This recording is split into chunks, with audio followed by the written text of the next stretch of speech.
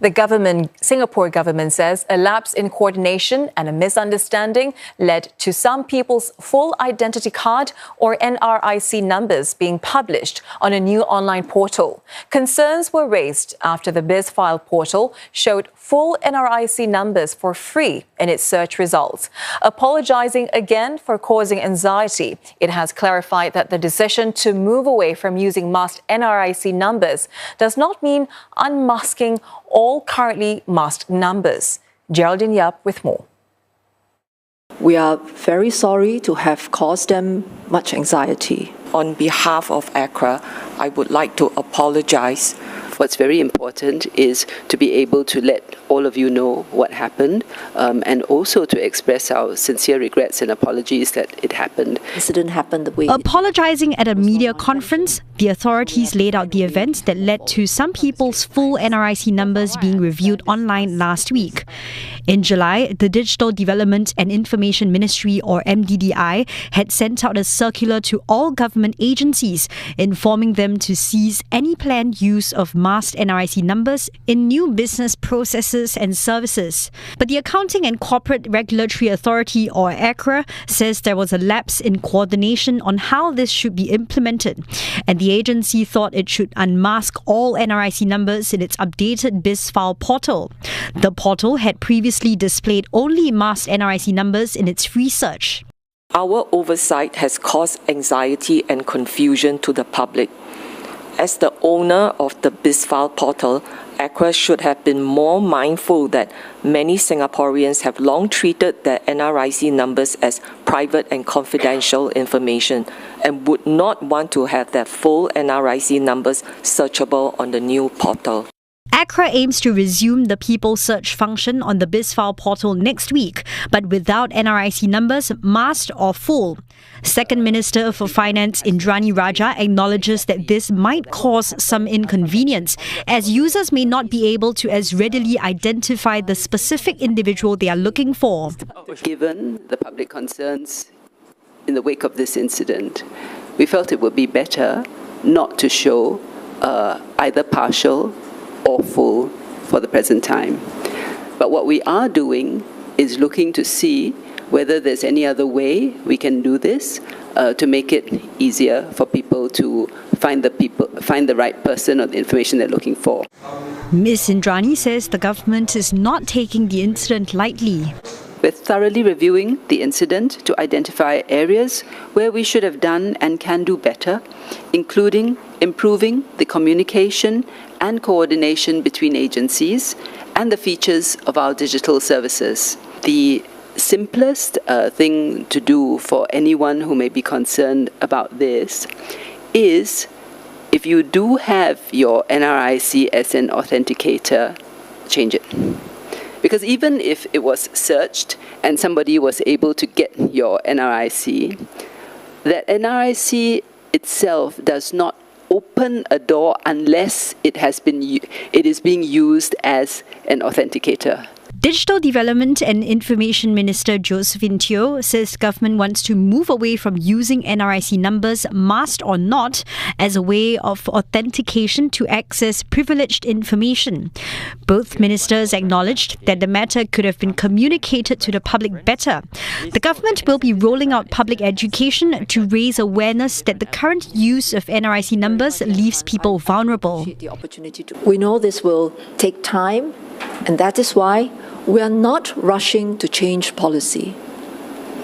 We will start by focusing on the incorrect uses of NRIC numbers and stopping such practices. So you've got to put a stop to these kind of practices first. And this means moving away from using the NRIC number as a password and moving away from using the NRIC number as an authenticator to prove that a person is who he claims to be. As for the private sector, current guidelines on collection and use of NRIC numbers still apply, but organisations that are still using NRIC numbers for authentication should stop as soon as practicable. The government says it plans to update its personal data protection guidelines to make clear its position on the use of masked NRIC numbers. The aim is to help put a stop to the improper use of NRIC numbers in passwords and for authentication purposes. But it reiterated that this will only be done after consultations with industry players and the public. The Association of Banks in Singapore say banks are conducting a thorough review of their practices on the use of NRIC numbers. It is seeking customers' understanding that some existing practices may be changed as a result. The association assures consumer banking customers that NRIC numbers alone cannot be used to effect payment and fund transfers. Banks apply multi-factor authentication upon login for online financial services. There is also an additional layer of control to authorize higher risk activities such as high-value fund transfers. It advises customers to change their passwords for login if their NRIC number or other personal identifiable information is being used. NRIC numbers are seen as private and confidential by many. So why have things escalated? Let's take a look at the timeline of events. Concerns were sparked after veteran journalist Bertha Henson highlighted the issue on Facebook on the 12th of December. That led to netizens raising privacy concerns over the new Bizfile portal launched on the 9th of December. Now, the feature allows users to search for NRIC numbers of some citizens, which could include shareholders or directors of private Singapore registered companies. Managed by the Accounting and Corporate Regulatory Authority, the portal is used for business registrations and filings. Now, on Saturday, the government announced plans to change the practice of unmasking NRIC numbers due to privacy concerns over the Bizfile portal, apologizing for poor coordination and the resulting public anxiety. Minister in the Prime Minister's office, Indrani Raja, explains why public access to information on individuals in business is important.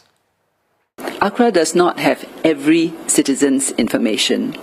If you're not involved in running an entity registered with ACRA, your information will not be collected or shared by ACRA. But if you had made a filing with ACRA to become a company director or already are a company director, then your information is collected and made publicly available. This is because, as a director, you're a public representative of a company, and there will be public interest in you and the company you represent. The government further clarified in its statement that the NRIC number is considered to be as commonly known as a person's real name. According to authorities, there should be minimal concern over the public accessibility of these numbers, as they see no inherent value in keeping them private. To ease any concerns and ensure understanding, the government also announced plans to launch a public education campaign next year to explain the change and its rationale. And for more on this, we're now joined by Anastasia Chen, Director of Corporate and Finance at Drew and Napier. Ms. Chen, thank you so much for joining us. First of all, Ms. Chen, are the signs pointing towards the government moving towards an alternative authentication system?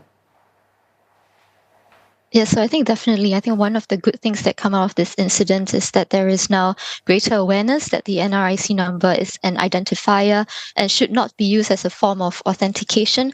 So this means that if an organization needs to determine whether a person is authorized to access an account, for example, the organization should not simply ask for the NRIC number of the individual. So in the same vein, NRIC numbers should not be used as passwords. And I think we have seen the Personal Data Protection Commission, or the PDPC, taking this opportunity to emphasize this and highlighting its earlier guidelines that set out recommendations on what would be good authentication practices, such as having complex passwords that do not contain the names of the persons and definitely not the NRIC numbers.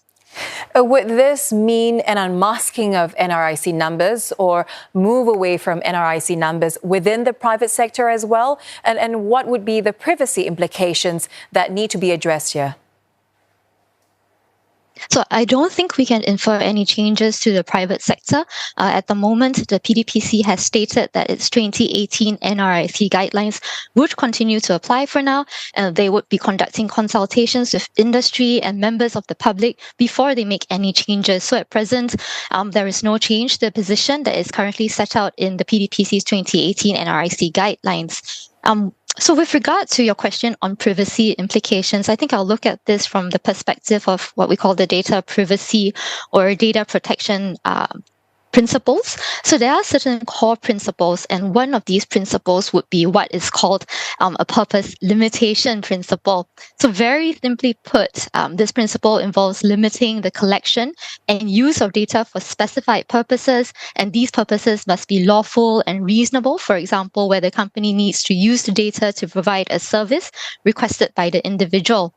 And in the 2018 NRIC guidelines, the PDPC had taken the position that it would generally be reasonable for businesses to collect and use NRIC numbers only where required by law or when necessary to accurately establish the identity of the individual. So moving forward, I guess one question would be whether there are good reasons to shift this position, and if so, what would be the new scope or range of permitted purposes for businesses? And of course, you have to consider what would then be the additional risk and how can they be adequately mitigated. Speaking of these maybe PDPA, if I would add, yes. Ms. Chen, please go ahead. Yes, I think maybe another key data privacy principle I would mention is data security. And this entails putting in place reasonable security safeguards or measures to guard against unauthorized use or disclosure of personal data and similar risk. So NRIC numbers, of course, continue to be personal data, and businesses that collect them must still have a proper legal basis for doing so. And for most businesses, they are unlikely to collect NRIC numbers in and of themselves. So NRIC numbers would typically be collected with other data about the individual. And generally speaking, the more data points you have about a person, the greater the risk. So organizations have to be mindful of this and not think that they no longer have to put in place any measures to protect the data. And speaking of these guidelines, Ms. Chen, do you foresee the Personal Data Protection Commission making any sort of changes to the law? So I would first mention that these NRIC guidelines, they are not legislation per se. What they do is to set out how the PDPC interprets the legislation and provides guidance as to how organizations can ensure compliance with the PDPA. But I think we will have to see the outcome of the consultations and whether there are good reasons for shifting any positions in relation to the private sector. All right. The public sector is governed under the Public Sector Governance Bill, which has a clause on unauthorized disclosure and improper use of information. Does this mean that ACRA has broken the law? So the offence in the PSGA targets primarily, very simply put, it targets primarily the rogue employees that act outside the instructions of their employer. So it's not intended to penalize the agency. Does the misunderstanding absolve them from being found to have disclosed data in unauthorized manner? So I think today the Second Minister for Finance, Jeraldine Yap, she has clarified that, or she has explained that the government is looking carefully into the incidents, reviewing it, and it is still premature at this stage to say if anything is going to happen to the particular staff. I think that was a mistake. But in terms of whether an offence is actually made out, I think definitely one would have to look at the full facts before deciding what would need to be done. So we don't know how much data is out there as a result of this incident, Ms. Chen, but how will we have to address malicious misuse of such data and future data breaches in the interim? Well, so I think from the private sector organization's perspective, I think, it's essentially the general principles remain the same. You have to comply with the PDPA in relation to NRIC numbers, including having a valid basis for collecting, putting in place reasonable security measures to protect the data. And I think, there is that broad general principle about what would be reasonable security measures, bearing in mind, what is the data set that organizations have together with the NRIC numbers, especially. Separately, I think there probably needs to be a doubling down on raising awareness among the various segments of society that NRIC numbers should not be used as login credentials for authentication, especially with key organizations. So I think individuals, definitely, we would have to remain vigilant to phishing attempts as well, and not assume that organizations or people who know our full names or NRIC numbers are actually therefore from official or legitimate sources. NRIC numbers are identifiers, and they also link us or the individual generally to other sets of data. So there is always that risk of misuse by malicious actors that we have to be really careful of. All right, Ms. Chen, I think the prudent approach would still be... Ms. Chen, please go ahead. Yeah. Yes, sorry. I think the prudent approach would still not to, too freely divulge our NRIC numbers at the moment, and to be really vigilant for phishing attempts. All right, Ms. Chen, appreciate your perspectives. Thank you so much for speaking with us. Anastasia Chen, there, Director of Corporate and Finance at Drew NAP.